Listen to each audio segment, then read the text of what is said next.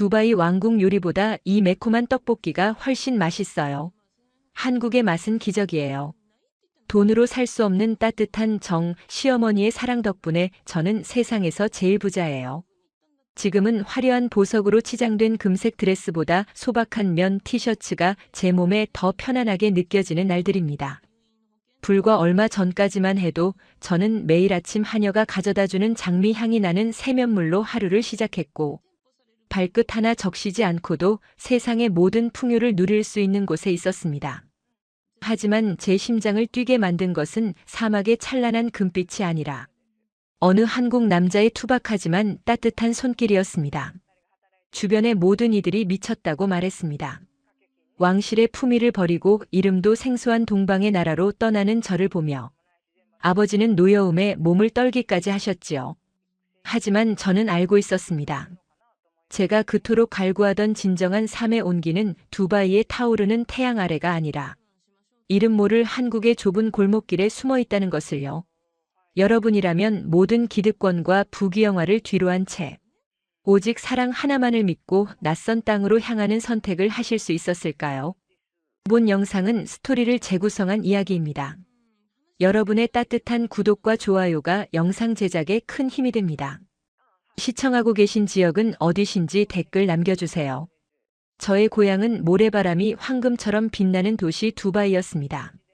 제 아버지는 그곳에서 거대한 유전과 건설사를 운영하는 왕실 계통의 인물이었고, 저는 태어날 때부터 세상의 모든 아름다운 것들만 보고 자랐습니다. 제 방 창밖으로는 세계에서 가장 높은 빌딩이 보였고, 제가 걷는 복도마다 귀한 향료 냄새가 끊이지 않았습니다. 학교에 갈 때면 전용 기사가 운전하는 최고급 세단에 몸을 실었고, 제가 손가락 하나만 까딱하면 수많은 사람이 달려와 제 요구를 들어주었습니다. 부족함이라는 단어는 제 인생 사전에 존재하지 않는 것 같았습니다. 엘리트 코스를 밟으며 경영학을 공부하던 저는 장차 아버지의 사업을 이어받아 이 화려한 도시의 주인이 될 준비를 하고 있었습니다. 하지만 그 화려함 이면에는 지독한 공허함이 자리 잡고 있었습니다. 저를 대하는 사람들은 모두 제 배경과 돈을 보고 고개를 숙였을 뿐, 저라는 사람의 내면을 들여다봐주는 이는 단 한 명도 없었습니다. 그러던 어느 날 운명 같은 사건이 벌어졌습니다. 아버지가 진행하던 사막 리조트 건설 현장을 시찰하러 갔을 때였습니다. 평소와 다름없이 뜨거운 태양이 내리쬐던 날이었는데 갑자기 몰아친 거대한 모래폭풍이 저를 덮쳤습니다. 수행원들과 떨어져 길을 잃은 저는 정신을 잃고 쓰러졌습니다. 뜨거운 모래 위에 누워 죽음의 공포를 느끼던 그 순간, 제 손을 잡아준 사람이 바로 지금의 제 남편 상철 씨였습니다. 그는 한국에서 파견된 토목 엔지니어였습니다. 그가 저를 발견했을 때 저는 이미 탈수와 열사병으로 의식이 가물가물한 상태였다고 합니다. 상철 씨는 자신의 등 뒤에 메고 있던 귀한 식수를 제 입술에 적셔주었고, 제가 정신을 차릴 때까지 자신의 셔츠를 벗어 뙤약볕으로부터 저를 가려주었습니다. 병원에서 눈을 떴을 때 제 곁을 지키고 있던 건 화려한 수행원들이 아니라 기름때가 묻은 작업복을 입고 초조하게 발을 구르던 그 사람이었습니다. 그의 눈은 제가 평생 봐왔던 그 어떤 보석보다도 맑고 깊었습니다. 저를 구했다는 자부심이나 보상을 바라는 기색은 전혀 없었습니다. 그저 제가 무사히 깨어난 것만으로도 진심으로 다행이라며 환하게 웃어주던 그 모습에 제 심장은 태어나 처음으로 거칠게 요동쳤습니다. 그날 이후 저는 매일같이 현장 근처를 맴돌며 그를 찾아갔습니다. 두바이 왕실의 여인이 평범한 외국인 노동자를 만나는 것은 상상조차 할 수 없는 일이었지만 저는 멈출 수 없었습니다. 상철 씨는 제 신분을 전혀 몰랐습니다. 그저 부유한 집 딸이겠거니 짐작만 할 뿐 제가 얼마나 대단한 배경을 가졌는지는 관심조차 없었습니다. 우리는 사막의 밤하늘 아래에서 수많은 이야기를 나누었습니다. 그는 제게 한국이라는 나라에 대해 말해주었습니다. 사계절이 뚜렷하고 겨울이면 하얀 눈이 내린다는 신비로운 이야기들. 그리고 비가 오는 날이면 어머니가 구워주시던 부침개 냄새에 대한 그리움 같은 것들이요. 저는 그의 소박한 꿈과 가족을 사랑하는 마음 그리고 성실함에 완전히 매료되었습니다. 그는 매일 새벽 가장 먼저 현장에 도착해 일을 시작했고 동료들의 식사까지 챙기는 따뜻한 사람이었습니다. 하지만 우리의 행복은 오래가지 못했습니다. 아버지께서 저희 관계를 눈치채신 것입니다. 아버지는 격노하셨고 당장 상철 씨를 본국으로 추방하겠다고 협박하셨습니다. 저에게는 평생 감금된 채 정략 결혼을 해야 할 것이라는 엄포가 떨어졌습니다. 그날 밤 저는 인생에서 가장 중대한 결정을 내렸습니다. 화려한 감옥 같은 이곳을 떠나 저를 진심으로 사랑해주는 유일한 사람과 함께하기로 한 것입니다. 저는 모든 보석과 명품 가방들을 제자리에 두고 오직 상철 씨가 선물한 작은 팔찌 하나만을 찬 채 집을 나왔습니다. 공항에서 그를 만났을 때 그의 눈에는 당혹감과 미안함 그리고 저를 향한 굳건한 책임감이 서려 있었습니다. 한국 인천공항에 발을 내디뎠을 때 저는 처음으로 차가운 겨울바람이라는 것을 느껴보았습니다. 살갗을 파고드는 매서운 추위에 몸이 덜덜 떨렸지만 상철 씨가 벗어준 외투 안에서는 기분 좋은 비누 향과 그의 온기가 느껴져서 견딜만 했습니다. 하지만 현실은 생각보다 훨씬 냉혹했습니다. 그가 사는 곳은 제가 상상하던 드라마 속의 화려한 아파트가 아니었습니다. 좁고 가파른 계단을 한참 올라가야 나오는 낡은 빌라의 작은 방이었습니다. 처음 그 집에 들어섰을 때 저는 숨이 턱 막히는 것 같았습니다. 제가 살던 집의 화장실보다도 작은 거실과 천장이 낮아 머리가 닿을 것만 같은 방은 제게 큰 충격이었습니다. 하녀가 해주던 빨래와 요리를 이제는 제가 직접 해야 한다는 사실도 막막하게 다가왔습니다.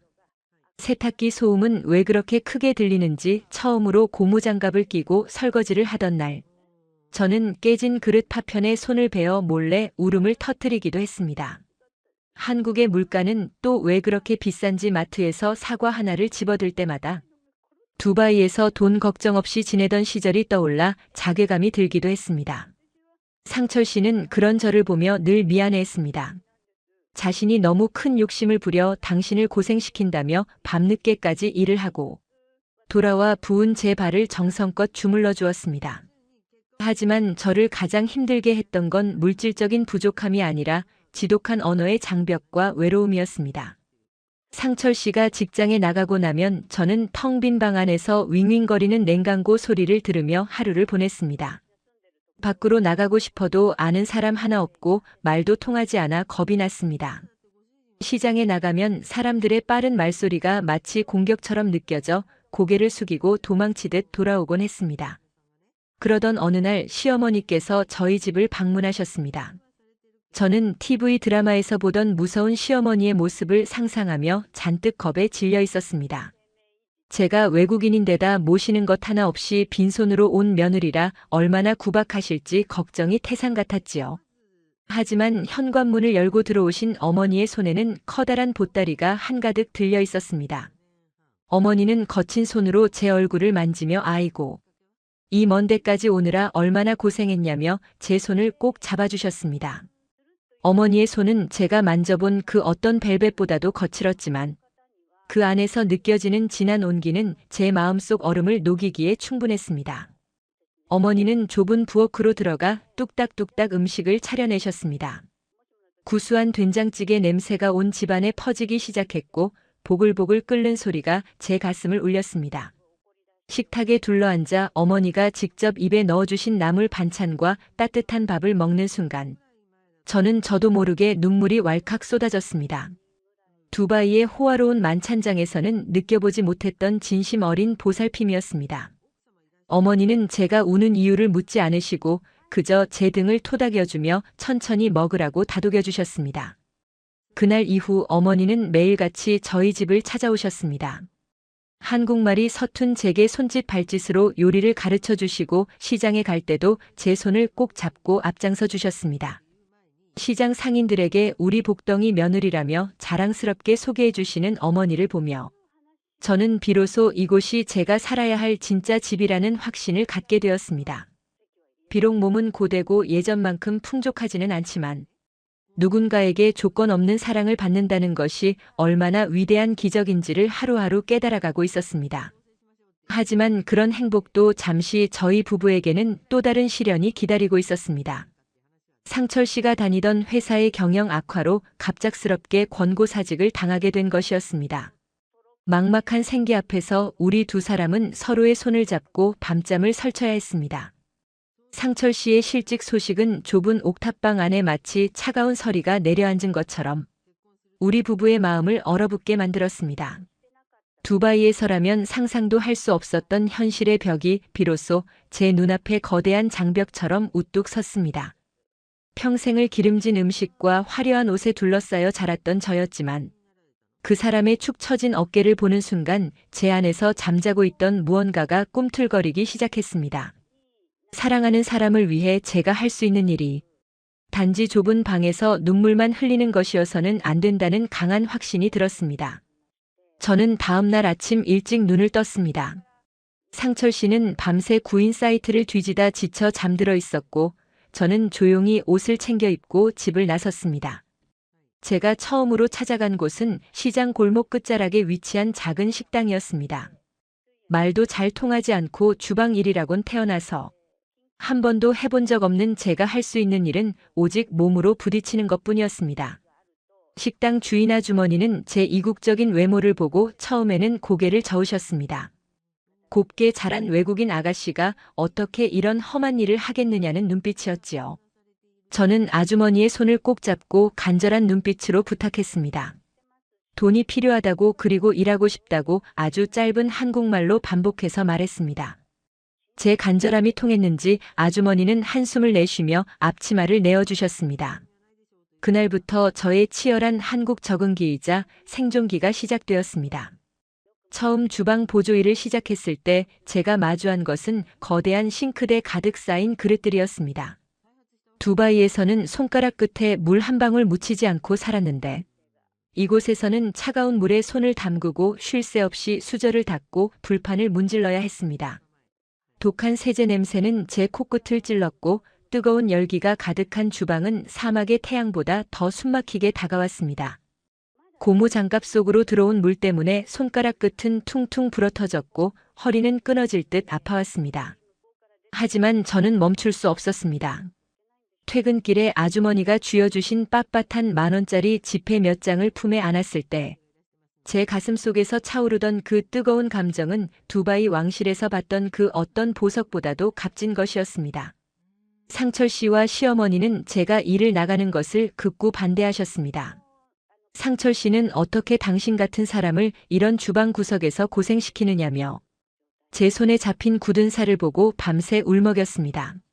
시어머니께서도 매일같이 반찬을 싸들고 오셔서 아미라야 제발 좀 쉬어라 너 이러다 큰일 난다며 제 등을 어루만져 주셨지요. 하지만 저는 고집을 꺾지 않았습니다. 사랑하는 남편이 다시 일어설 때까지 제가 우리 가정을 지탱하는 든든한 기둥이 되고 싶었습니다. 저는 식당 일이 끝나면 근처 전단지 아르바이트까지 자처했습니다. 추운 겨울바람이 옷깃을 파고드는 길거리에서 낯선 사람들에게 종이를 내밀며 저는 스스로를 단련했습니다. 시간이 흐를수록 제 몸에는 이상한 징후들이 나타나기 시작했습니다. 처음에는 단순히 잠이 부족하고 과로해서 그런 것이라 생각했습니다. 아침마다 눈을 뜨는 것이 천근만근 무거웠고 밤 냄새를 맡으면 이상하게 속이 메스꺼워졌습니다. 식당 주방에서 끓이는 청국장 냄새나 생선 굽는 냄새가 예전에는 구수하게 느껴졌는데 어느 순간부터는 그 냄새만 맡아도 헛구역질이 올라왔습니다. 저는 그저 한국 음식에 대한 거부감이 뒤늦게 나타나는 것이거나 몸이 너무 상해서 그런 것이라고만 짐작했습니다. 시장 약국에서 산 소화제와 진통제를 입에 털어넣으며 저는 다시 앞치마끈을 질끈 동여매었습니다. 하루는 유독 몸이 좋지 않았습니다. 머리는 마치 누군가 망치로 때리는 것처럼 지끈거렸고 눈앞에는 자꾸만 노란 불꽃이 튀는 것 같았습니다. 식당 아주머니는 제 안색이 창백한 것을 보고 오늘은 그만 들어가서 쉬라고 하셨지만 저는 오늘따라 밀려드는 단체 손님들을 두고 차마 발걸음을 옮길 수 없었습니다. 산더미처럼 쌓인 설거지 거리를 보며 저는 입술을 깨물었습니다. 뜨거운 물을 틀고 그릇을 닦는데 갑자기 발바닥부터 정수리까지 차가운 기운이 확 올라오는 기분이 들었습니다. 심장 소리가 귀가 울릴 정도로 크게 들렸고 주변 사람들의 말소리가 멀리서 들리는 환청처럼 아득해졌습니다. 저는 잠시 정신을 차리려 벽을 짚었습니다. 차가운 타일의 촉감이 손끝에 닿았지만 제 몸은 제 의지와 상관없이 자꾸만 바닥으로 가라앉으려 했습니다. 옆에서 그릇을 정리하던 언니가 아미라 씨 왜 그래요? 괜찮아요 하고 묻는 목소리가 들렸지만 대답할 기운조차 없었습니다. 혀는 딱딱하게 굳어버린 것 같았고 숨은 턱 끝까지 차올라 공기가 폐로 들어오지 않는 기분이었습니다. 세상이 시계 방향으로 거칠게 회전하기 시작했습니다. 두바이의 금빛 모래 사막이 보였다가 다시 어두운 식당 주방이 보였다가 하며 정신이 아득한 경계를 넘나들었습니다. 제 손에 들려있던 사기 그릇이 바닥으로 떨어지며 날카로운 파열음을 냈습니다. 그 소리가 마치 제 마지막 정신줄이 끊어지는 소리처럼 들렸습니다. 아주머니가 비명을 지르며 제게 달려오는 모습이 슬로 모션처럼 보였고 저는 서서히 무너져 내렸습니다. 차가운 주방 바닥에 몸이 닿는 순간까지도 제 머릿속에는 오직 하나뿐인 생각만 가득했습니다. 오늘 받은 일당을 식탁 위에 올려두지 못했는데 상철 씨 저녁은 어떡하나 하는 바보 같은 걱정뿐이었습니다. 눈꺼풀이 납덩이처럼 무거워지며 시야가 어둠 속으로 완전히 잠식되었습니다. 누군가 제 이름을 처절하게 부르는 소리가 멀어지는 의식의 끝자락에서 아주 작게 들려왔습니다. 제 인생에서 가장 치열하게 사랑하고 가장 처절하게 버텼던 시간이 그 찰나의 순간에 주마등처럼 스쳐 지나갔습니다. 그리고 저는 모든 감각이 정지된 채 깊고 깊은 암흑 속으로 유성처럼 떨어져 내렸습니다. 주변의 웅성거림과 다급한 발소리들이 이제는 아예 들리지 않게 되었습니다. 모든 것이 멈춰버린 듯한 정적만이 제 영혼을 감싸 안았습니다. 아득한 어둠 속에서 가장 먼저 느껴진 것은 코끝을 찌르는 알싸한 소독약 냄새였습니다. 두바이의 집에서 맡던 값비싼 침향이나 장미꽃 증류수. 향기와는 전혀 다른 차갑고도 정결한 병원 특유의 공기가 제 폐부를 천천히 파고들었습니다. 감겨있는 눈꺼풀 너머로 희미하게 푸르스름한 형광등 불빛이 일렁이는 것이 느껴졌고 제 왼쪽 손등 위로는 차가운 수액이 일정한 속도로 뚝뚝 떨어지며 혈관을 타고 온몸으로 퍼져나가는 서늘한 감각이 전해졌습니다. 손가락 끝 하나 까닥할 기운이 없었지만 귓가에는 규칙적으로 울리는 기계의 전자음이 제 심장 박동과 묘하게 엇갈리며 제가 살아있음을 증명하고 있었습니다. 입안은 바짝 말라 서걱거렸고 혀뿌리에서는 쓴 기운이 올라왔지만 이상하게도 마음 한구석은 폭풍이 지나간 뒤의 사막처럼 고요했습니다. 천천히 눈을 떴을 때 제 시야에 가장 먼저 들어온 것은 천장의 하얀 텍스처 문이었습니다. 시선을 조금 옆으로 돌리자 제 손을 으스러지도록 꼭 잡고 있는 상철 씨의 거친 손등이 보였습니다. 상철 씨는 제 침대 곁에 무릎을 꿇은 채 고개를 푹 숙이고 있었는데 그의 어깨가 아주 미세하게 떨리고 있는 것을 보고 저는 가슴이 미어지는 것 같았습니다. 제가 나지막이 그 사람의 이름을 부르려 했으나 목소리는 나오지 않고 대신 마른 갈라짐만이 공기 중에 흩어졌습니다. 그 작은 소리에 상철 씨가 소스라치게 놀라며 고개를 들었습니다. 그의 눈동자는 붉게 충혈되어 있었고 뺨 위에는 눈물 자국이 마르지도 않은 채 번져 있었습니다. 저를 바라보는 그의 눈빛에는 미안함과 안도감, 그리고 제가 차마 다 읽어낼 수 없는 복잡한 감정들이 소용돌이치고 있었습니다. 상철 씨가 제 이름을 부르며 제 이마에 자신의 차가운 이마를 맞댔을 때 병실 문이 드르륵 열리며 흰 가운을 입은 의사 선생님이 들어오셨습니다. 선생님은 차트를 유심히 살피시더니 안경 너머로 인자한 미소를 지으며 저를 바라보셨습니다. 그리고 제 인생을 송두리째 바꿀 한마디를 던지셨습니다. 아미라 씨 정말 축하드립니다. 임신입니다. 그것도 아주 건강한 쌍둥이네요. 그 순간 제 머릿속은 마치 거대한 폭죽이 터진 것처럼 하얗게 변해버렸습니다. 임신이라니요.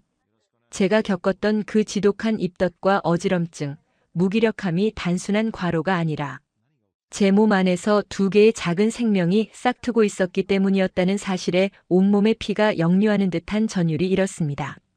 하지만 의사 선생님은 이내 엄격한 표정으로 덧붙이셨습니다. 하지만 지금 산모님 상태가 아주 위험합니다. 영양실조에 극심한 탈진 상태예요. 이대로 계속 무리하셨다면 아이들은 물론이고 산모님 목숨도 장담할 수 없었을 겁니다. 당분간 절대 안정이 필요합니다. 의사 선생님의 말씀이 끝나기가 무섭게 병실 밖에서 대기하고 계시던 시어머니께서 문을 박차고 들어오셨습니다. 어머니는 제 침대 발치에 주저앉아 통곡을 하기 시작하셨습니다. 아이고, 이 미련한 것이. 이 복덩이 며느리를 내가 사지로 몰아넣었구나. 돈이 뭐라고 그깟 몇 푼 번다고 이 귀한 몸을 식당 주방에 밀어넣었단 말이냐. 어머니는 자신의 가슴을 쾅쾅 치며 우셨고 상철 씨 또한 제 손을 잡고 소리 없이 뜨거운 눈물을 흘렸습니다. 저는 그제야 제가 얼마나 위험한 도박을 하고 있었는지 깨달았습니다. 두바이의 가족들을 등지고 오직 이 남자 하나만을 믿고 온 이곳에서 저는 아이를 가졌다는 기쁨보다도 제가 지키지 못할 뻔한 생명들에 대한 죄책감에 휩싸여 함께 목 놓아 울었습니다. 눈물이 한바탕 지나간 후 병원 간호사님이 들어와 제게 여러 가지 서류를 건네주었습니다. 한국은 임산부에게 국가에서 바우처를 지원해주고 병원비 혜택부터 다양한 복지 서비스가 아주 잘 되어 있다는 설명을 들었습니다. 두바이에서는 돈이 없으면 누릴 수 없던 최고 수준의 의료 혜택이 이곳. 한국에서는 국가의 보살핌 아래 평등하게 이루어지고 있다는 사실에 저는 큰 충격을 받았습니다. 간호사님은 제 외국인 등록증을 살피며 아미라 씨는 다문화. 가정 지원 혜택도 받을 수 있으니 걱정 말라며 제 어깨를 다독여 주었습니다. 낯선 이국 땅에서 느꼈던 막막함이 한국의 따뜻한 행정 시스템과 사람들의 배려 덕분에 조금씩 희망으로 바뀌는 순간이었습니다. 집으로 돌아온 뒤 상철 씨와 시어머니의 철저한 감시 아래 저는 강제 휴식에 들어갔습니다. 상철 씨는 막노동이라도 하겠다며 밖으로 나갔고 어머니는 매일같이 사고를 고아 나르며 저를 침대 밖으로 나오지도 못하게 하셨습니다. 하지만 평생을 활동적으로 지내온 제게 아무것도 하지 않고 누워만 있는 시간은 고역이었습니다. 창밖으로 보이는 한국의 평범한 일상은 여전히 활기찼고 저는 제 재능을 썩히고 있다는 생각에 몸이 근질거렸습니다. 그러던 어느 날 집안 정리를 하다가 우연히 제 짐 가방 구석에서 잠자고 있던 태블릿 PC와 두바이에서 가져온 천연 향료 원액들을 발견했습니다. 문득 제가 어릴 적부터 왕실 교육을 받으며 익혔던 아랍 전통 향수 조향 기술과 현대적인 감각의 디자인 능력이 떠올랐습니다. 저는 심심풀이 삼아 한국에서 구한 야생화 오일과 제가 가진 아랍의 향료들을 섞어보기 시작했습니다. 두바이의 강렬한 태양을 닮은 향기와 한국의 은은한 가을바람을 닮은 향기가 제 손끝에서 오묘하게 섞여 나갔습니다. 저는 이 과정을 짧은 영상으로 찍어 SNS에 올렸습니다. 별다른 기대 없이 올린 게시물이었지만 아랍의 신비로운 조향법과 한국의 감성이 만난 독특한 향기에 사람들은 열광하기 시작했습니다.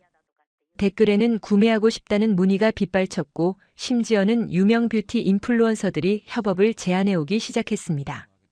상철 씨는 처음엔 건강을 걱정하며 말렸지만 제가 거실 탁자에 앉아 행복한 미소를 지으며 향을 조합하는 모습을 보고는 묵묵히 제 뒤에서 병을 닦아주며 돕기 시작했습니다.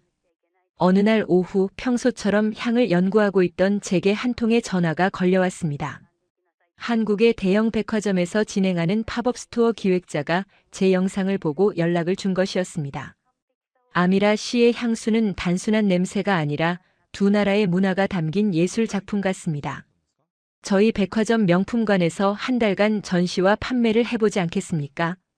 전화를 끊고 난 뒤 저는 멍하니 거실 한복판에 서 있었습니다. 몸을 써서 접시를 닦던 손으로 이제는 수억 원의 가치를 지닌 향기를 창조해내고 있다는 사실이 믿기지 않았습니다. 저는 떨리는 손으로 상철 씨에게 전화를 걸었습니다. 제 목소리는 흥분으로 가득 차 떨리고 있었고 베란다 너머로 보이는 붉은 노을은 마치 제가 두바이에서 보았던 그 황금빛 미래보다 더 찬란하게 빛나고 있었습니다. 상철 씨가 직장에서 돌아와 제 소식을 듣고 저를 꽉 껴안았을 때 제 코끝에는 상철 씨의 땀 냄새와 제가 만든 우아한 향수 냄새가 섞여나고 있었습니다.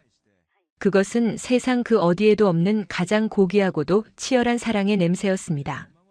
다음 날 저는 정식으로 계약서를 작성하기 위해 백화점을 향했습니다. 거울 속에 비친 제 모습은 예전의 초라한 식당 직원이 아니었습니다. 비록 몸은 조금 무거워졌지만 눈동자만큼은 어느 때보다 강인한 의지로 빛나는 한 여성 사업가의 모습이었습니다. 백화점 고층 빌딩 앞에 섰을 때 저는 주머니 속에 든 초음파 사진을 가만히 손끝으로 만져보았습니다. 얘들아, 엄마가 보여줄게. 사랑이 어떻게 기적을 만드는지. 저는 화려한 로비 안으로 첫 발을 내디뎠고 안내 데스크 직원이 저를 향해 정중하게 고개를 숙이며 인사했습니다. 그 인사는 제 배경이 아닌 오직 제 재능과 가치에 대한 존경의 표시였습니다. 제 가슴 속에서 무언가 뜨거운 것이 솟구치며 새로운 인생의 막이 오르고 있음을 직감했습니다. 아득한 어둠 속에서 가장 먼저 느껴진 것은 코끝을 찌르는 알싸한 소독약 냄새였습니다. 두바이의 집에서 맡던 값비싼 침향이나 장미꽃 증류수. 향기와는 전혀 다른 차갑고도 정결한 병원 특유의 공기가 제 폐부를 천천히 파고들었습니다. 감겨있는 눈꺼풀 너머로 희미하게 푸르스름한 형광등 불빛이 일렁이는 것이 느껴졌고 제 왼쪽 손등 위로는 차가운 수액이 일정한 속도로 뚝뚝 떨어지며 혈관을 타고 온몸으로 퍼져나가는 서늘한 감각이 전해졌습니다. 손가락 끝 하나 까닥할 기운이 없었지만 귓가에는 규칙적으로 울리는 기계의 전자음이 제 심장 박동과 묘하게 엇갈리며 제가 살아있음을 증명하고 있었습니다. 입안은 바짝 말라 서걱거렸고 혀뿌리에서는 쓴 기운이 올라왔지만 이상하게도 마음 한구석은 폭풍이 지나간 뒤의 사막처럼 고요했습니다. 천천히 눈을 떴을 때 제 시야에 가장 먼저 들어온 것은 천장의 하얀 텍스처 문이었습니다. 시선을 조금 옆으로 돌리자 제 손을 으스러지도록 꼭 잡고 있는 상철 씨의 거친 손등이 보였습니다. 상철 씨는 제 침대 곁에 무릎을 꿇은 채 고개를 푹 숙이고 있었는데 그의 어깨가 아주 미세하게 떨리고 있는 것을 보고 저는 가슴이 미어지는 것 같았습니다.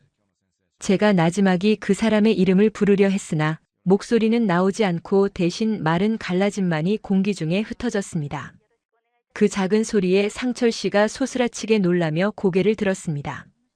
그의 눈동자는 붉게 충혈되어 있었고 뺨 위에는 눈물 자국이 마르지도 않은 채 번져 있었습니다. 저를 바라보는 그의 눈빛에는 미안함과 안도감, 그리고 제가 차마 다 읽어낼 수 없는 복잡한 감정들이 소용돌이치고 있었습니다. 상철 씨가 제 이름을 부르며 제 이마에 자신의 차가운 이마를 맞댔을 때 병실 문이 드르륵 열리며 흰 가운을 입은 의사 선생님이 들어오셨습니다. 선생님은 차트를 유심히 살피시더니 안경 너머로 인자한 미소를 지으며 저를 바라보셨습니다. 그리고 제 인생을 송두리째 바꿀 한마디를 던지셨습니다. 아미라 씨, 정말 축하드립니다. 임신입니다. 그것도 아주 건강한 쌍둥이네요. 그 순간 제 머릿속은 마치 거대한 폭죽이 터진 것처럼 하얗게 변해버렸습니다. 임신이라니요. 제가 겪었던 그 지독한 입덧과 어지럼증, 무기력함이 단순한 과로가 아니라 제 몸 안에서 두 개의 작은 생명이 싹트고 있었기 때문이었다는 사실에 온몸의 피가 역류하는 듯한 전율이 일었습니다. 하지만 의사 선생님은 이내 엄격한 표정으로 덧붙이셨습니다. 하지만 지금 산모님 상태가 아주 위험합니다. 영양실조에 극심한 탈진 상태예요. 이대로 계속 무리하셨다면 아이들은 물론이고 산모님 목숨도 장담할 수 없었을 겁니다. 당분간 절대 안정이 필요합니다. 의사 선생님의 말씀이 끝나기가 무섭게 병실 밖에서 대기하고 계시던 시어머니께서 문을 박차고 들어오셨습니다. 어머니는 제 침대 발치에 주저앉아 통곡을 하기 시작하셨습니다. 아이고, 이 미련한 것이. 이 복덩이 며느리를 내가 사지로 몰아넣었구나. 돈이 뭐라고 그깟 몇 푼 번다고 이 귀한 몸을 식당 주방에 밀어넣었단 말이냐. 어머니는 자신의 가슴을 쾅쾅 치며 우셨고 상철 씨 또한 제 손을 잡고 소리 없이 뜨거운 눈물을 흘렸습니다. 저는 그제야 제가 얼마나 위험한 도박을 하고 있었는지 깨달았습니다. 두바이의 가족들을 등지고 오직 이 남자 하나만을 믿고 온 이곳에서 저는 아이를 가졌다는 기쁨보다도 제가 지키지 못할 뻔한 생명들에 대한 죄책감에 휩싸여 함께 목 놓아 울었습니다. 눈물이 한바탕 지나간 후 병원 간호사님이 들어와 제게 여러 가지 서류를 건네주었습니다. 한국은 임산부에게 국가에서 바우처를 지원해주고 병원비 혜택부터 다양한 복지 서비스가 아주 잘 되어 있다는 설명을 들었습니다. 두바이에서는 돈이 없으면 누릴 수 없던 최고 수준의 의료 혜택이 이곳.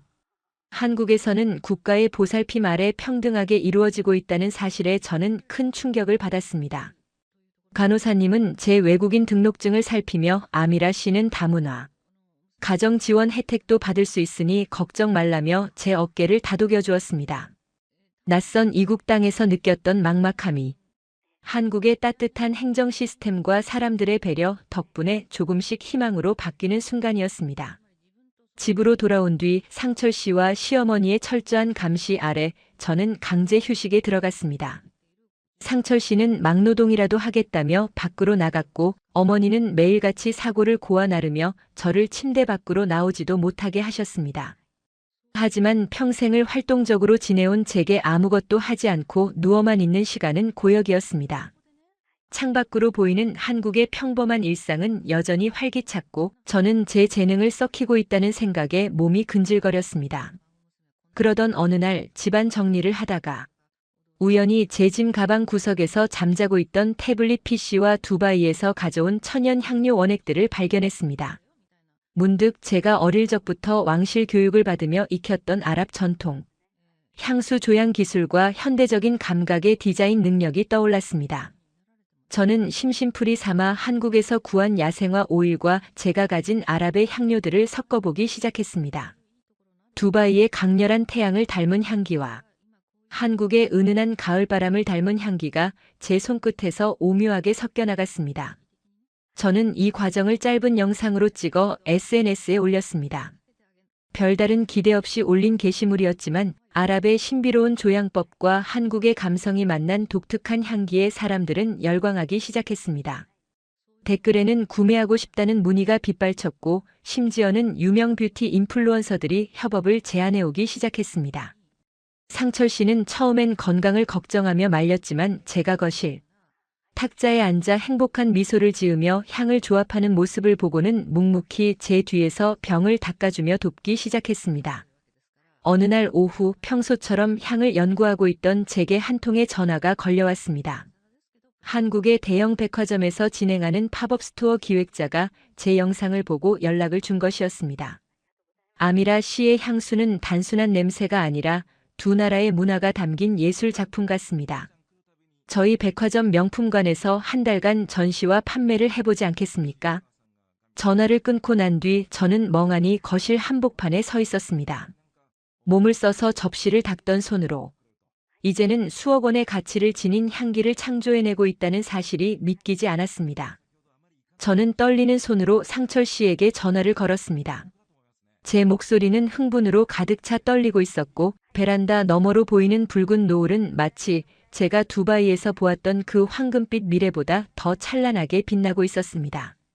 상철 씨가 직장에서 돌아와 제 소식을 듣고 저를 꽉 껴안았을 때 제 코끝에는 상철 씨의 땀 냄새와 제가 만든 우아한 향수 냄새가 섞여나고 있었습니다. 그것은 세상 그 어디에도 없는 가장 고귀하고도 치열한 사랑의 냄새였습니다. 다음 날 저는 정식으로 계약서를 작성하기 위해 백화점을 향했습니다. 거울 속에 비친 제 모습은 예전의 초라한 식당 직원이 아니었습니다. 비록 몸은 조금 무거워졌지만 눈동자만큼은 그 어느 때보다 강인한 의지로 빛나는 한 여성 사업가의 모습이었습니다. 백화점 고층 빌딩 앞에 섰을 때 저는 주머니 속에 든 초음파 사진을 가만히 손끝으로 만져보았습니다. 얘들아, 엄마가 보여줄게. 사랑이 어떻게 기적을 만드는지. 저는 화려한 로비 안으로 첫 발을 내디뎠고 안내 데스크 직원이 저를 향해 정중하게 고개를 숙이며 인사했습니다. 그 인사는 제 배경이 아닌 오직 제 재능과 가치에 대한 존경의 표시였습니다. 제 가슴 속에서 무언가 뜨거운 것이 솟구치며 새로운 인생의 막이 오르고 있음을 직감했습니다. 전 재산은 나쁜 가판뿐이었어요. 하지만 한국이라 버텀죠. 시어머니의 된장찌개 한 그릇에 얼어붙은 마음이 녹았습니다. 포기했던 제 꿈이 한국에서 찬란한 기적이 되었습니다. 지금은 한국의 차가운 겨울바람이 창문을 두드리는 소리마저 따스하게 느껴지는 밤입니다. 하지만 제가 처음 이 땅에 발을 내디뎠을 때만 해도 저에게 한국은 그저 낯설고 두려운 기회의 땅일 뿐이었습니다. 제 이름은 소피아입니다. 중앙아시아의 푸른 하늘을 닮은 나라 우즈베키스탄에서 온 30살의 아내이자 엄마입니다. 지금은 시어머니의 사랑을 듬뿍 받으며 복덩이 며느리라 불리고 있지만 사실 제가 한국에 올 때 손에 든 것이라고는 낡은 가방 하나와 텅 빈 마음뿐이었습니다. 여러분이라면 말도 안 통하는 낯선 땅에서 오직 사랑 하나만 믿고 자신의 꿈을 포기한 채 버틸 수 있었을까요? 손끝에 남은 악기의 잔진동을 잊으려 애쓰며 매일 밤 남몰래 눈물 짓던 그 시절의 저를 생각하면 지금도 가슴 한구석이 아려옵니다.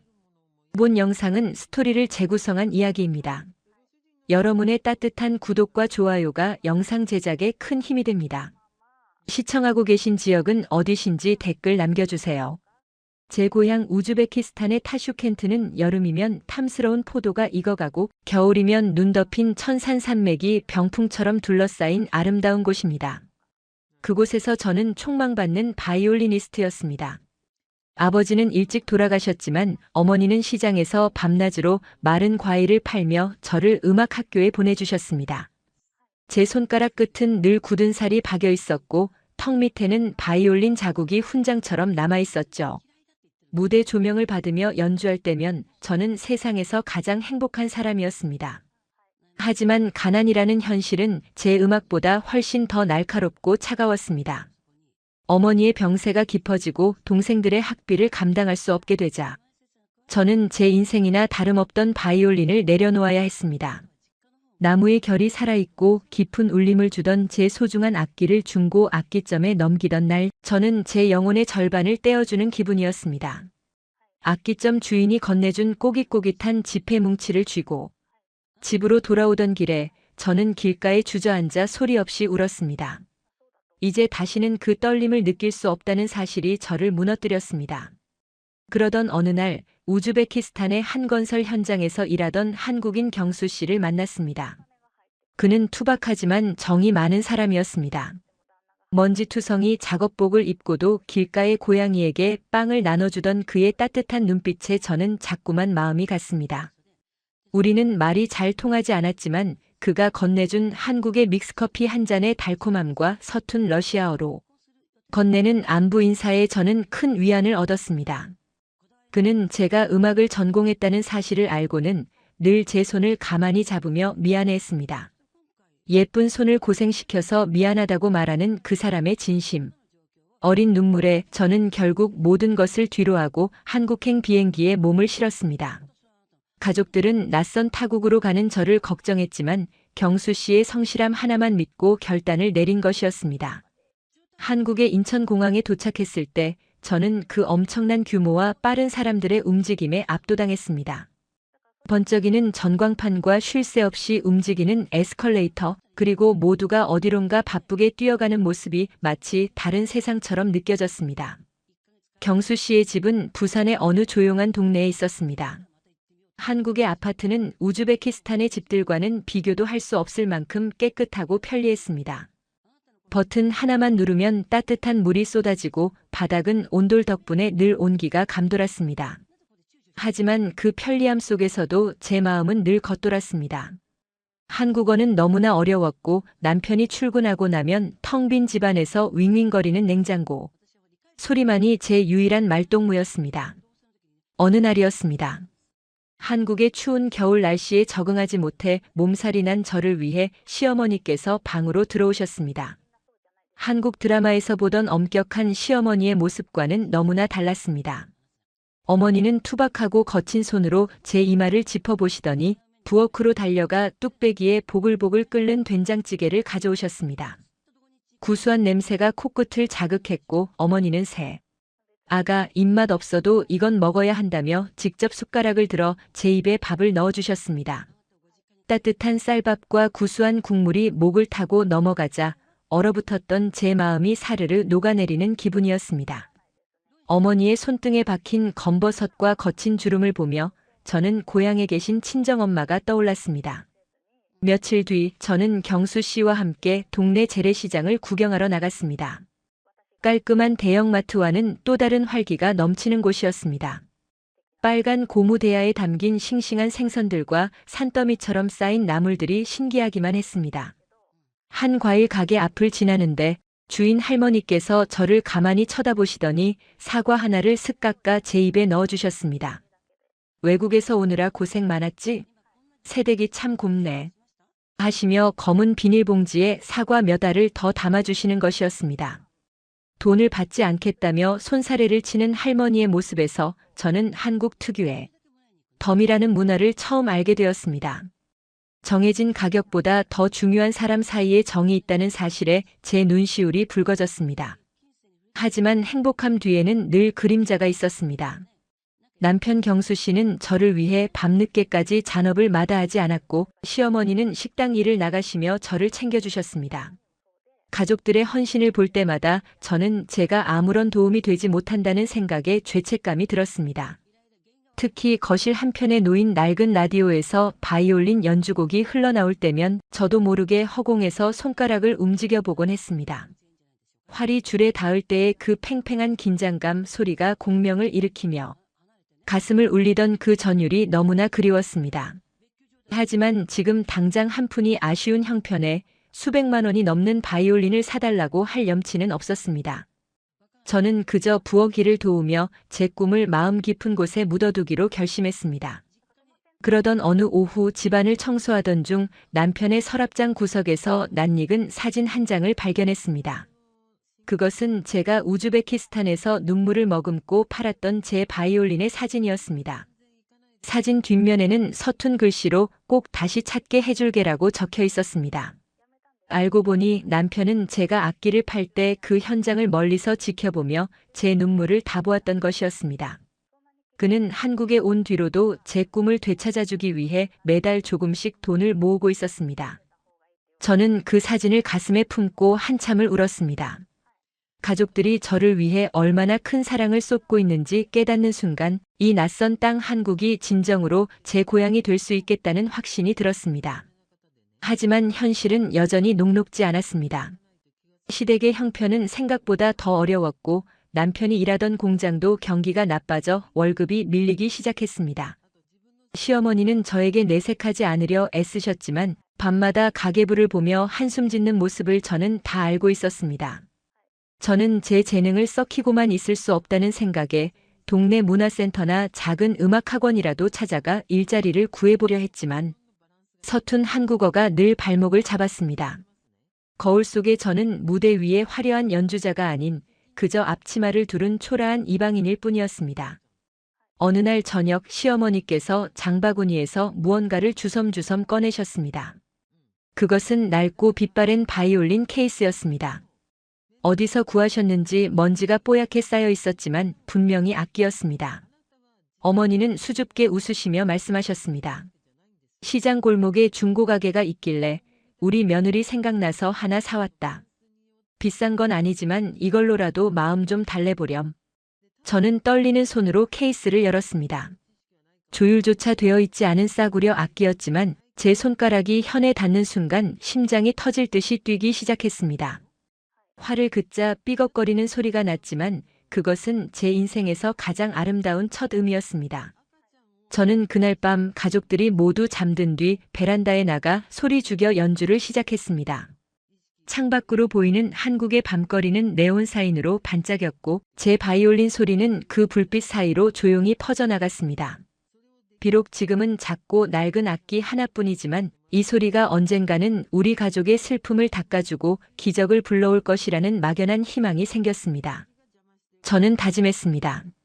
다시는 이 활을 놓지 않겠다고, 나를 믿어준 남편과 시어머니를 위해서라도 반드시 이곳에서 제 음악을 다시 꽃피우겠다고 말입니다. 하지만 제가 상상했던 것보다 훨씬 더 큰 시련과 반전이 기다리고 있다는 사실을 그때의 저는 미처 알지 못했습니다. 시어머니께서 사다 주신 낡은 바이올린은 제 삶의 작은 등불이 되었지만 당장 눈앞에 닥친 차가운 현실을 바꿔주지는 못했습니다. 남편 경수 씨의 월급은 공장 사정으로 제때 나오지 않았고 고향 우즈베키스탄에서 들려오는 소식은 제 마음을 더욱 무겁게 짓눌렀습니다. 동생들의 학비와 어머니의 약값이 밀려 집을 비워줘야 할지도 모른다는 소식을 들었을 때 저는 더 이상 베란다에서 우아하게 화를 켜고 있을 수만은 없었습니다. 저는 제 보물과도 같은 악기를 케이스에 조심스레 넣어 구석에 밀어두었습니다. 손끝에 굳은 살이 음악이 아닌 생존을 위한 훈장으로 바뀌어야 할 때가 왔음을 직감했습니다. 저는 다음 날 아침 일찍 동네 어귀에 있는 커다란 한식 뷔페 식당을 찾아갔습니다. 한국말은 여전히 서툴렀지만 사장님 앞에서 고무장갑을 끼는 신용을 하며 무엇이든 하겠다는 간절한 눈빛을 보냈습니다. 식당 일은 제가 상상했던 것보다 수만 배는 더 고되었습니다. 새벽 6시에 출근해 쌀 씻는 일부터 시작했습니다. 커다란 솥에 쌀을 안치고 나면 그때부터는 끝도 없는 설거지와의 전쟁이 시작되었습니다. 수백 명의 손님이 훑고 지나간 자리에 남은 잔반들을 처리하고 기름기가 둥둥 뜨는 커다란 불판을 수세미로 박박 문지르다 보면 제 가냘픈 손가락은 금세 퉁퉁 불어터졌습니다. 바이올린 활을 잡던 섬세한 손마디는 빨갛게 달아올라 쓰라렸고 손톱 밑에는 지워지지 않는 고춧가루 양념이 배어들었습니다. 하지만 저는 멈출 수 없었습니다. 하루 12시간을 꼬박 서서 일하고 받은 일당을 차곡차곡 모아 우즈베키스탄으로 송금하는 그 순간의 안도감이 저를 버티게 하는 유일한 힘이었습니다. 경수 씨는 퇴근하고 돌아온 제 손을 보며 가슴 아파했습니다. 그는 제 손을 자신의 거친 손으로 감싸주며 왜 이렇게까지 고생을 하느냐고 자책했습니다. 자신이 못나서 아내를 식당 주방으로 내몰았다며 눈시울을 붉히는 남편을 보며 저는 오히려 밝게 웃어 보였습니다. 한국 돈 5만 원, 10만 원이 우즈베키스탄에서는 우리 가족 전체가 한 달을 먹고 살 수 있는 거금이라는 사실을 떠올리면 제 몸의 고통쯤은 아무것도 아니라고 스스로를 다독였습니다. 시어머니 역시 매일 밤 제 손에 연고를 발라주시며 우리 새아가 이러다 몸 다 상한다. 제발 적당히 해라 하고 만류하셨지만 저는 고집스럽게 다음 날 새벽이면 다시 앞치마를 둘렀습니다. 그러던 어느 날부터인가 몸이 예전 같지 않다는 것을 느끼기 시작했습니다. 식당 주방에 가득한 진한 멸치 육수. 냄새와 기름진 고기 볶는 냄새가 평소와 달리 코끝을 찌르는 듯한 불쾌감으로 다가왔습니다. 처음에는 그저 환기가 안 되는 좁은 주방에서 너무 오래 일한 탓이라 생각했습니다. 속이 메스꺼울 때마다 찬물을 들이켜며 억지로 울렁거림을 가라앉혔습니다. 한국 음식이 아직 제 몸에 잘 맞지 않아서 체한 것이라고 그저 과로가 겹쳐서 기력이 떨어진 것이라고 믿고 싶었습니다. 저는 약국에서 산 소화제와 진통제를 입에 털어넣으며 다시 고무장갑을 끼웠습니다. 점심시간의 식당은 그야말로 전쟁터였습니다. 쏟아지는 빈 그릇들을 받아내고 바닥에 떨어진 음식물을 닦아내기 위해 허리를 숙일 때마다 머리가 핑그르르 돌았습니다. 천장의 형광등이 마치 바이올린의 높은 음계처럼 날카롭게 눈을 찌르는 것 같았습니다. 입안에는 자꾸만 쓴 침이 고였고 온몸에 털이 쭈뼛 서는 듯한 오한이 들었습니다. 동료 아주머니들이 얼굴색이 왜 그렇게 창백하냐며 쉬라고 권했지만 저는 괜찮아요. 조금만 더 하면 돼요라는 짧은 한국말로 대답하며 억척스럽게 버텼습니다. 오늘 하루를 채워야만 동생의 새학기 등록금을 보낼 수 있다는 생각뿐이었습니다. 식당 일이 끝나고 집으로 돌아오는 길 평소라면 10분이면 족할 거리가 그날따라 만리 길처럼 느껴졌습니다. 다리는 모래주머니를 찬 듯 무거웠고 숨은 턱끝까지 차올랐습니다. 길가에 핀 이름 모를 꽃들을 보며 고향의 들판을 떠올리려 애썼지만 시야는 자꾸만 흐릿해졌습니다. 집에 들어서자마자 시어머니께서 정성껏 차려주신 저녁 밥상이 저를 기다리고 있었습니다. 하지만 밥솥 뚜껑을 여는 순간 풍겨나오는 구수한 밥 냄새가 그날따라 참을 수 없을 만큼 역겹게 느껴졌습니다. 저는 입을 틀어막고 화장실로 달려가 헛구역질을 했습니다. 아무것도 나오지 않는 빈속을 쥐어짜며 변기를 붙들고 한참을 헉헉거렸습니다. 어머니는 사색이 되어 제 등을 두드려 주셨습니다. 세상에 얼굴이 이게 뭐냐. 당장 병원 가자. 너 그러다 큰일 난다. 어머니의 목소리가 멀리서 들려오는 메아리처럼 웅웅거렸습니다. 저는 정신을 차리려 눈을 질끈 감았다 떴습니다. 제 걱정을 하는 가족들에게 짐이 되기 싫다는 마음이 앞섰습니다. 저는 억지로 미소를 지으며 어머니께 손을 내저었습니다. 어머니, 저 정말 괜찮아요. 그냥 오늘 사람이 너무 많아서 조금 지쳤나 봐요. 한숨 자고 나면 괜찮아질 거예요. 저는 비틀거리는 걸음으로 방에 들어가 이불을 머리 끝까지 뒤집어 썼습니다. 온몸이 두들겨 맞은 듯 아팠고 속은 여전히 뒤집힐 듯 요동쳤지만 저는 그것이 지독한 몸살의 시작일 뿐이라고만 생각했습니다.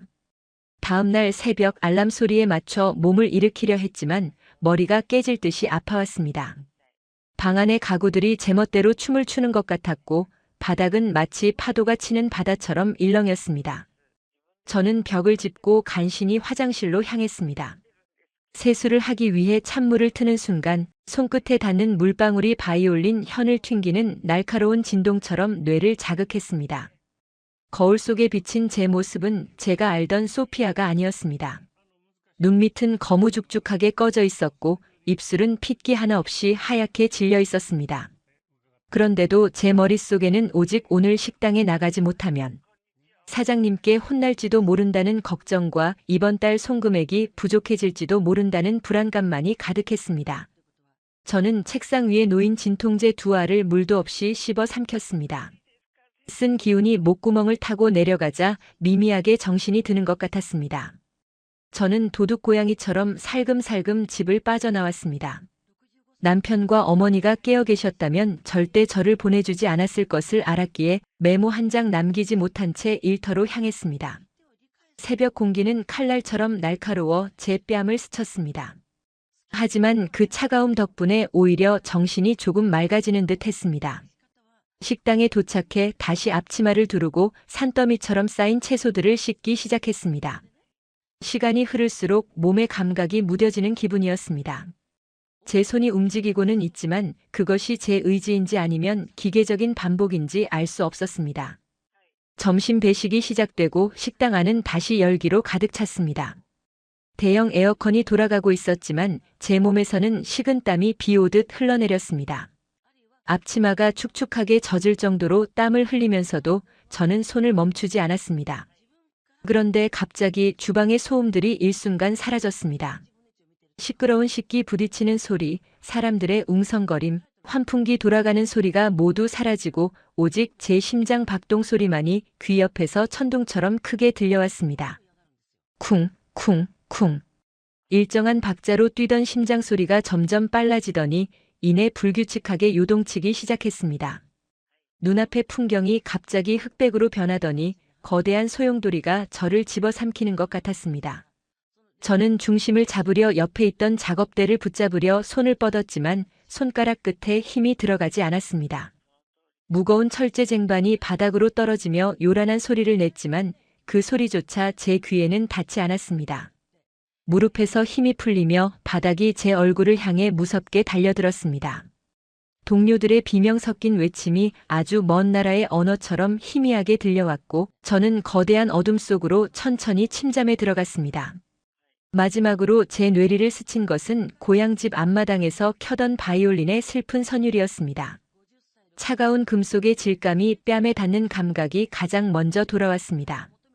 눈을 뜨기도 전에 코끝을 찌르는 것은 식당 주방의 기름진 냄새가 아닌 코를 톡 쏘는 듯한 알싸한 소독약 냄새와 이름 모를 약품들의 서늘한 잔향이었습니다. 천천히 눈꺼풀을 들어 올리자 눈부시게 하얀 형광등빛이 마치 수천 개의 미세한 바늘이 되어 제 눈동자를 찌르는 것 같았습니다. 시야가 흐릿하게 번지며 천장의 격자 무늬가 일렁였고 귀 옆에서는 기계적인 전자음이 일정한 박자로 삐, 삐 소리를 내며 제 심장 박동을 중계하고 있었습니다. 제 팔에는 투명한 줄이 연결되어 차가운 수액이 혈관을 타고 뚝뚝 떨어지고 있었습니다. 그 액체가 몸속으로 퍼질 때마다 뼛속까지 시린 냉기가 전해졌지만 한편으로는 타들어가던 갈증이 조금씩 해소되는 기분이었습니다. 곁에서 제 손을 꼭 쥐고 있던 경수 씨의 거친 손마디가 떨리는 것이 느껴졌습니다. 남편의 얼굴은 마치 며칠은 밤을 지새운 사람처럼 퀭했고 덥수룩하게 자란 수염이 그의 고단함을 말해주고 있었습니다. 잠시 후 흰 가운을 입은 의사 선생님이 차트를 들고 다가왔습니다. 그분의 구두굽이 바닥에 부딪히며 뇌는 또각거리는 소리가 유난히 크게 들려 제 고막을 두드리는 통증으로 변했습니다. 의사 선생님은 제 안색을 살피더니 곁에 서 있던 남편과 시어머니를 번갈아 보며 입을 열었습니다. 축하합니다, 산모님. 임신 8주 차입니다.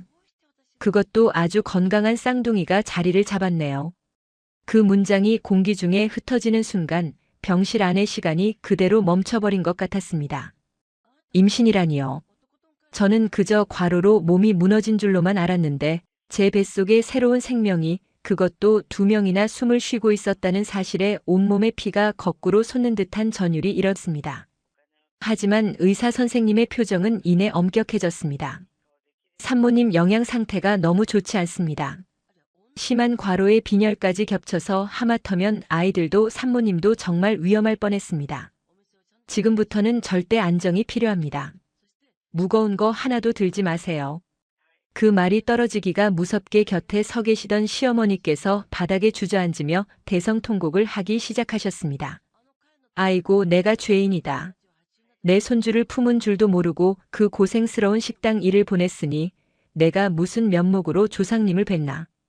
어머니는 거친 손으로 자신의 가슴을 퍽퍽 치며 울분을 토해내셨습니다. 경수 씨 역시 제 손등에 얼굴을 묻고 어깨를 들썩이며 소리 없이 울었습니다. 소피야, 미안해. 내가 더 열심히 벌었어야 했는데 당신을 사지로 내몰았어. 남편의 눈물이 제 손등에 떨어져 뜨겁게 번졌습니다. 저는 오히려 미안함과 고마움이 뒤섞여 목구멍이 뜨거워졌습니다. 한국의 병원은 참으로 신기했습니다. 제가 이방인임에도 불구하고 간호사님들은 임산부 지원 바우처라는 카드를 설명해주며 나라에서 출산 비용과 진료비를 지원해주니 걱정 말라고 제 어깨를 다독여 주었습니다.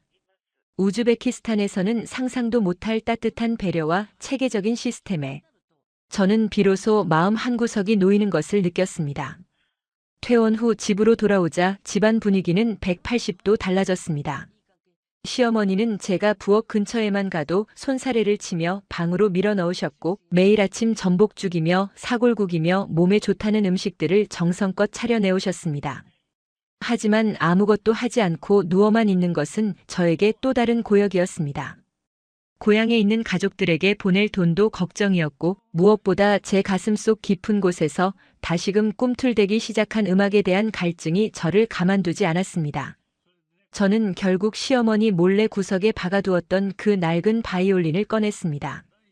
활을 잡자 손끝의 감각이 살아나며 온몸에 생기가 도는 것 같았습니다. 저는 몸에 무리가 가지 않는 선에서 의자에 앉아 아주 천천히 그리고 부드럽게 활을 켜기 시작했습니다.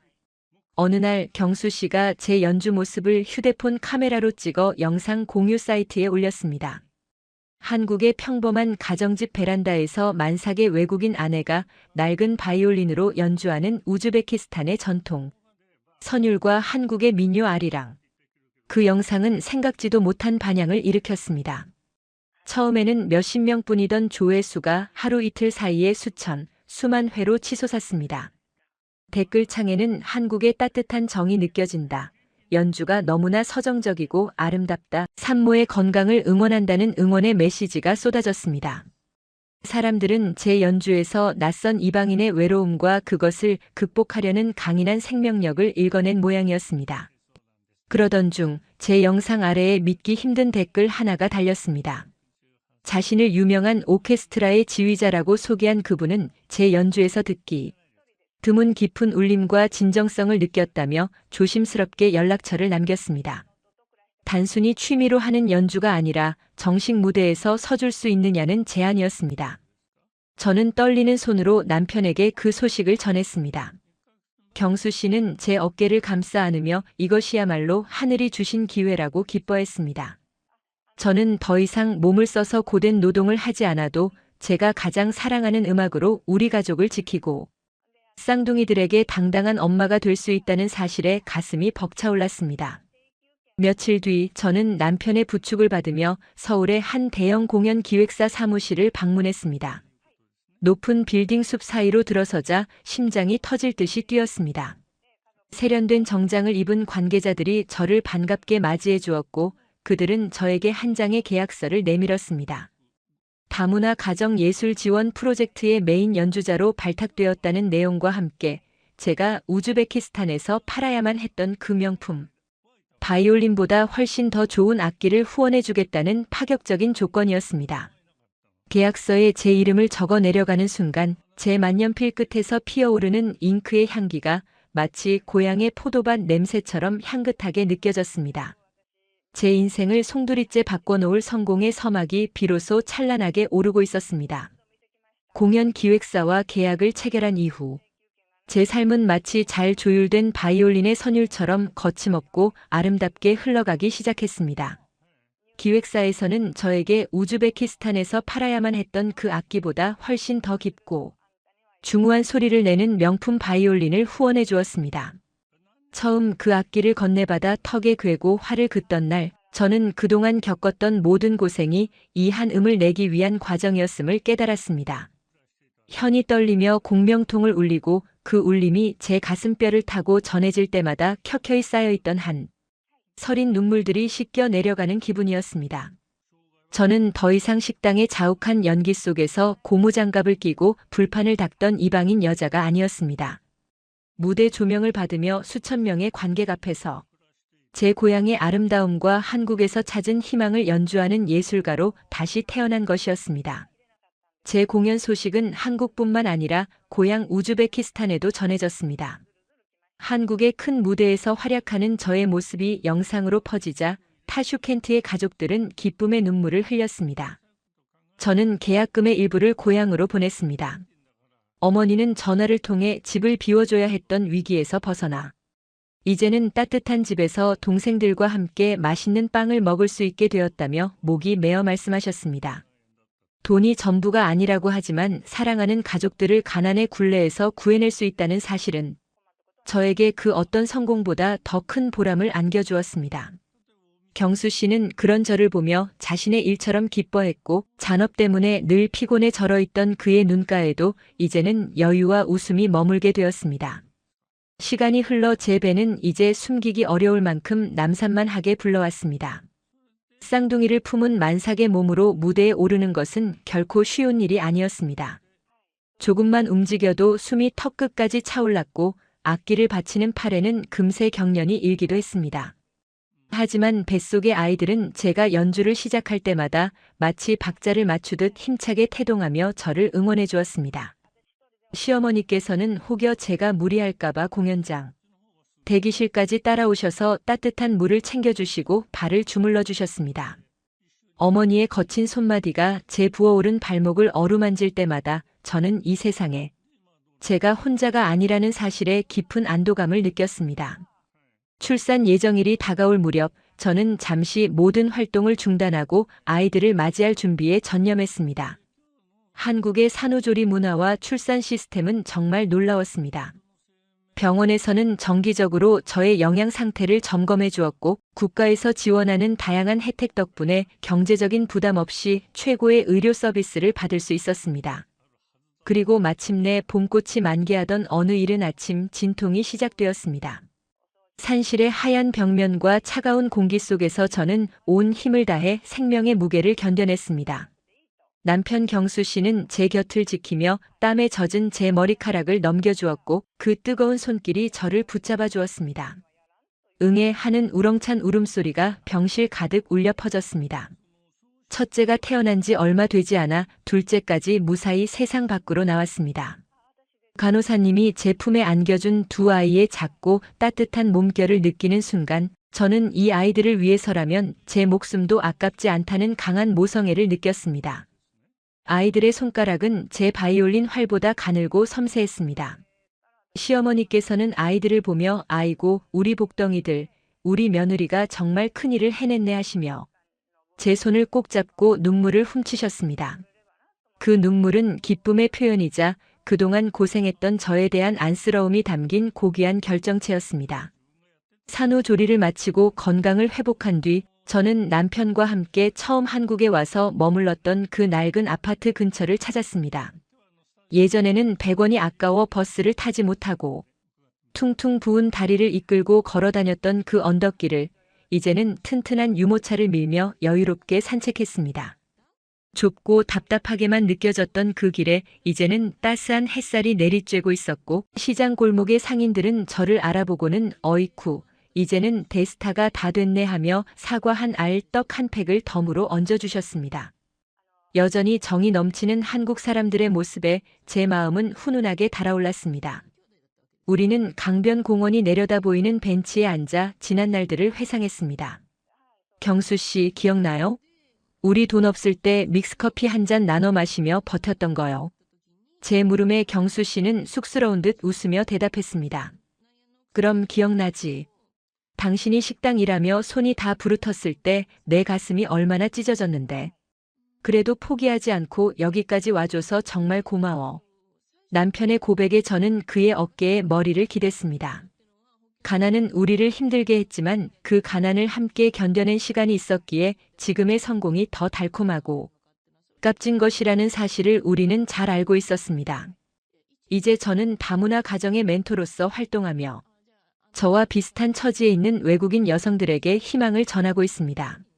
저의 재능을 기부하여 어린아이들에게 바이올린을 가르치고 제가 받은 사랑을 사회에 다시 환원하며 살아가고 있습니다.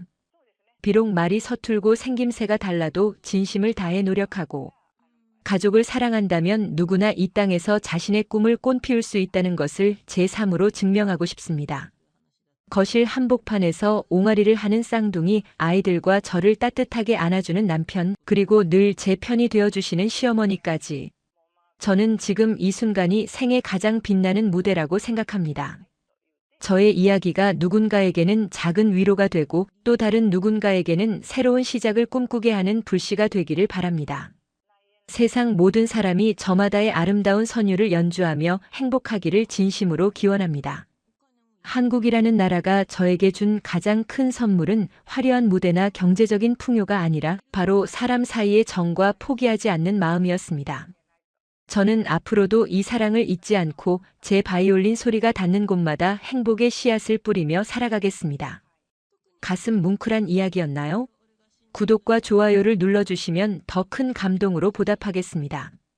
하고 싶은 말씀은 댓글로 편하게 남겨주세요. 여러분의 가정에 행운을 빕니다. 오늘 이야기가 마음에 드셨다면 구독과 좋아요 부탁드립니다. 여러분이 남겨주시는 따뜻한 댓글 하나하나가 제게는 정말 큰 힘이 됩니다. 늘 건강하시고 행복하세요.